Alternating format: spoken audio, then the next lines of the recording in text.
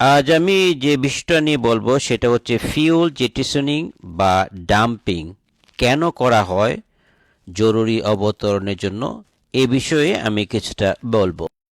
এরই মধ্যে অবশ্য খবর এসছে যে একটি টার্কিশ এয়ারলাইন্সের এয়ারবাস 33 মডেলের এয়ারক্রাফট টেক ওভার পরে বার্ড হিট হয় এবং ইঞ্জিন ক্ষতিগ্রস্ত হয়। পরবর্তীতে ঢাকার উপরে এবং আশেপাশে অবস্থান করে ফিউল ডাম্পিং করে ওজন কমিয়ে অবতরণ করলো ঢাকায়।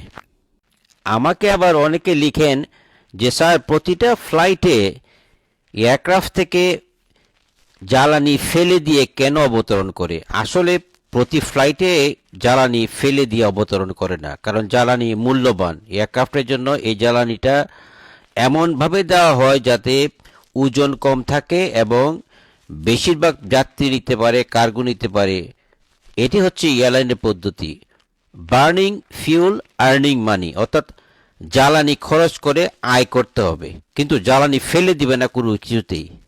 বড় বড় বাণিজ্যিক এয়ারক্রাফটগুলো জরুরি অবতরণ করার সময় যদি এয়ারক্রাফটটিতে পূর্ণভাবে জ্বালানি ভর্তি থাকে, তবে সেটি নিরাপদে অপারেটরের জন্য যে landing weight, maximum landing weight তার থেকে বেশি হতে পারে। সেই জন্যই জ্বালানিটা বা ফিউলটা ডাম্পিং করা হয়।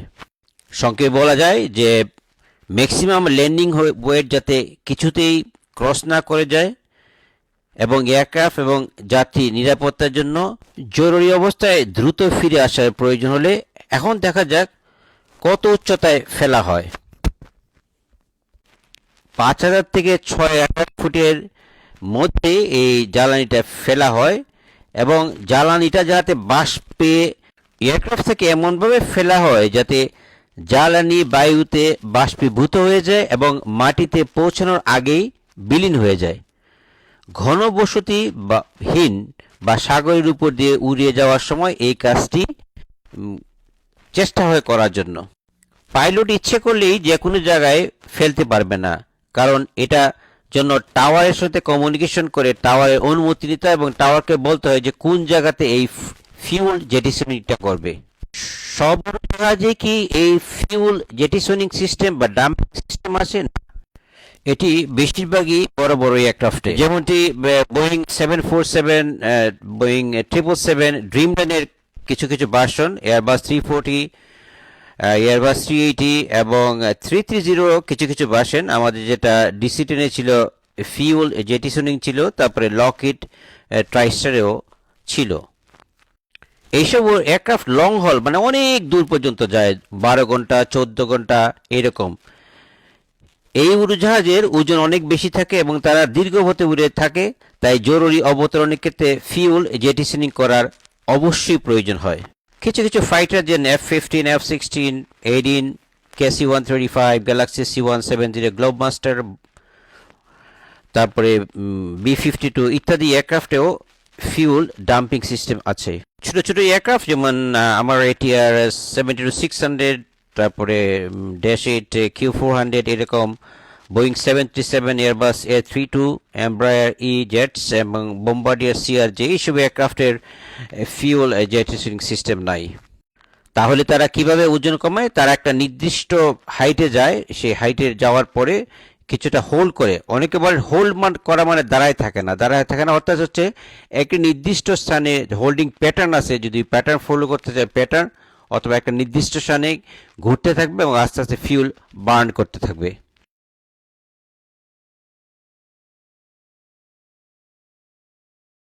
এখন একটু বুঝিয়ে বলি ম্যাক্সিমাম টেক অফ ওয়েট এবং ম্যাক্সিমাম ল্যান্ডিং ওয়েটের মধ্যে কি পার্থক্য।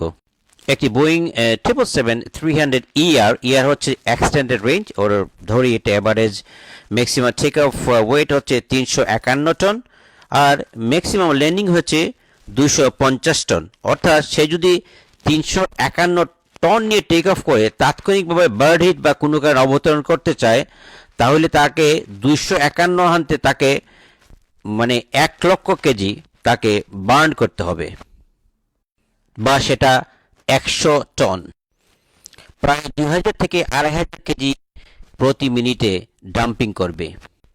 সময় লাগবে প্রায় 30 থেকে 40 মিনিট। আবার বলছি, ফুয়েল ডাম্পিং প্রক্রিয়া চলাকালে বিমানটি সাধারণত নির্দিষ্ট উচ্চতা এবং জনবসতহীন এলাকায় উপর দিয়ে উড়ে থাকবে, যাতে বায়ুতে ফুয়েল বাষ্প হয়ে যায় এবং পরিবেশের ক্ষতি কম হয়। আপনারা দেখতেছেন যে উইং এর এই অংশে যে আরো আগে ছবিতে বলা হয়েছে, পরবর্তী ছবি তো দেখতে পারবেন যে ফিউল জেটিসনিং করছে তার চিত্রগুলি।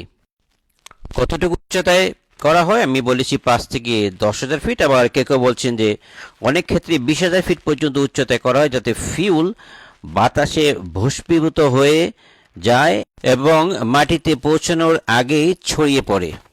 ঘন বসতিপূর্ণ বা পরিবেশ সংবেদনশীল এলাকায় কখনোই ফেলা হয় না, যদি না খুবই জরুরি হয়। আবার একটু দেখি কি কি সতর্কতা এবং ব্যাখ্যা করা হয়। সেটা হচ্ছে যে সতর্কতা হচ্ছে এটিসি কন্ট্রোলার এর অনুমতি নিতে হবে, আর সেটা হচ্ছে যে ফুয়েল ফেলার আগে পাইলট এটিসিকে জানান এবং অনুমতি নেন। তারপরে হচ্ছে যে উচ্চতা হচ্ছে যে বজায় রাখা হয় যেন জ্বালানি বাতাসে ছড়িয়ে পড়ে তরল অবস্থায় মাটিতে না পড়ে। আর এটা হচ্ছে যে স্পিড বা কনফিগারেশন ঠিক রাখা, ফিউল মসৃণভাবে ছেড়ে দেওয়ার জন্য। জেটিসনিং এলাকা চিহ্নিত করা বিমান নির্মাতা ও এটিসি নির্দেশনা অনুযায়ী। ফ্লাইট ক্রু ও কেবিন ক্রুর সতর্কতার শেষ হচ্ছে জরুরি অবস্থায় পরবর্তী পদক্ষেপের জন্য প্রস্তুত থাকা। ছবিতে বলা হয়েছে একটি বোয়িং 777 ফিউল জেটিসনিং করছে। এই ফিউল জেটিসনের নজলটা কোথায় থাকে? সাধারণত একটি উইং টিপে থাকে। পাইলটকে অবশ্যই লক্ষ্য রাখতে হবে অতিরিক্ত জ্বালানি যাতে ফেলে না দেওয়া হয়, পরিবেশ ক্ষতি যেন কম হয় সে বিষয়ে ডিজাইন করা হয়। ফিউল জেটিসন করা হয় পরিকল্পিত, নিরাপদ এবং নিয়ন্ত্রিতভাবে, উচ্চতা, এলাকা এবং পরিবেশ বিবেচনা করে। শুধুমাত্র নিরাপদ অবতরণের জন্য প্রযোজ্য হলে এটা করা হয়। এখন প্রশ্ন হচ্ছে, সাধারণত এয়ারক্রাফট চলে 30,000 feet, 40,000 feet, up to 43,100 feet এরকম উচ্চতা চলে। অধিক উচ্চতায় কেন এই ফিউল জেটিসনিংটা করা হয় না, তারই কিছু ব্যাখ্যা এখন বলবো। আমরা যে উচ্চতায় বড় বড় বিমানগুলো নিয়ে ফ্লাই করি, নর্মালি 37,000, 40,000, 41,000, সেই প্রকারভেদে আপনার তাপমাত্রা তো 0 ডিগ্রিতে বরফ হয়, 0-র নিচে নামতে নামতে -56 ডিগ্রি সেলসিয়াস পর্যন্ত তাপমাত্রা হয় বাহিরের। ওই উচ্চতা ফিউল ফেলে দিলে কি হবে? ফিউল ঠান্ডা বাতাসে বরফ কণায় পরিণত হতে পারে বা আংশিকভাবে জমে যেতে পারে। এতে জ্বালানি সঠিকভাবে বাষ্প না হয়ে বড় কণায় বা তরলে রূপান্তরিত হয়ে নিচে পড়ার ঝুঁকি বাড়ে। আরেকটি কারণ হচ্ছে বায়ুর ঘনত্ব কম, বাষ্পীভবনের হার কম। বেশি উচ্চতায় বাতাস পাতলা হয়, লো এয়ার ডেন্সিটি। পাতলা বাতাসে ফিউল সহজে মিশে বা ভস্মীভূত হতে পারে না, ফলে কিছুটা জ্বালানি মাটিতে পৌঁছে পরিবেশ ও মানুষের জন্য ক্ষতিকর হতে পারে। ফুয়েল ডাম্পিং বা জেটিসনিং একটি স্কুলের উপর করে এবং বাচ্চাদের বেশ ক্ষতি হয়। তো কখনো যদি এরকম জেটিসনিং হয় তাহলে আমাদের উপরের দিকে তাকানো উচিত না, তাতে সমূহ ক্ষতি হতে পারে। এই যে এয়ারক্রাফটটি দেখা যাচ্ছে সেটা ফুয়েল জেটিসনিং বা ফুয়েল ডাম্পিং করছে। কোনো একটি ইমার্জেন্সি, তার ইঞ্জিন ফেল হয়ে গেছিলো, সেই ফেল হওয়ার পরে এটা জেটিসনিং করার পরে আস্তে আস্তে অবতরণ করে। এখানে তাদের কিছুটা ধারাভাষ্য দেওয়া হচ্ছে যে পাইলট রিপোর্ট করছে সেটা হচ্ছে তার ইঞ্জিন ফেল হয়ে গেছে, সেই জন্য সে রিটার্ন ব্যাক করবে এবং টাওয়ারের সাথে আলাপ করে এই ফুয়েল জেটিসনিং করতেছে। আস্তে আস্তে এটা এগোচ্ছে এয়ারক্রাফটটি, কিন্তু একটা স্কুলের উপরে বাচ্চাদের ছড়িয়ে পড়ে। সবাই এটা মনে করছিল যে উপরে সম্ভবত বৃষ্টি হচ্ছে, কিন্তু আকাশ মেঘলা ছিল না। বাচ্চারা তাকানো পরে এই যে জ্বালানি বা জেট ওয়েন ফুয়েল এটা চোখের মধ্যে আসে। এখানে দেখা যাচ্ছে যে বাচ্চারা আস্তে আস্তে স্কুল থেকে বেরিয়ে আসতেছে এবং একটি বাচ্চা কাঁদতেছে, বলতেছে তার চোখের মধ্যে পড়ছে এই ফিউলটা।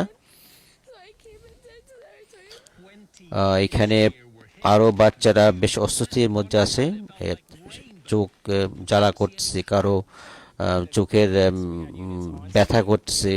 ইমার্জেন্সি ফায়ার ব্রিগেডও আসে স্কুলে দেখার জন্য। এখানে ডেসক্রাইব করতেছে এটি এয়ারক্রাফটটির ফ্লাইট রাডারে যে অবস্থান টেক অফ করছে, তারপরে ডেস্টিনেশন না গিয়ে আবারও সে ফিরে আসতেছে ডিপারচার এয়ারফিল্ডে, এবং তার ওজন কমানোর প্রয়োজন ছিল। এই যে ফিউল জেটিসনিং করতেছে, এটা আবারও দেখাচ্ছে। পরবর্তী একটি বাচ্চা তার তিক্ত অভিজ্ঞতার কথা বলছে। তো এরকম আমাদের দেশে সম্ভবত এখন হয় নাই, তবে ভবিষ্যতে যদি আপনারা কখন যে দেখেন যে উপর দিয়ে এয়ারক্রাফটটা যাচ্ছে, কোনো বৃষ্টি নাই, বাদল নাই, মনে হচ্ছে বৃষ্টির মধ্যে পড়তেছে, সেসব ক্ষেত্রে খুবই সতর্ক থাকা উচিত এবং উপরে আকাশে বা এয়ারক্রাফটকে না দেখাই ভালো।